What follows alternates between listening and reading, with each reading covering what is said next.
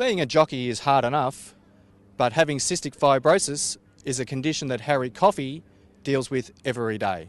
Saturday at Caulfield, Racing Victoria handed over a $3,000 cheque to Cystic Fibrosis Victoria and Ambassador Harry Coffey. Country Racing and obviously Race Victoria as well now are putting this in place, the money to help country families that are in need, like you need a bit of financial help sometimes with kids within hospital because their mums and dads are with them in hospital and they can't work, and they need money for accommodation for the parents and family, and it's just sort of in place to help those that need it, and it's a really good idea.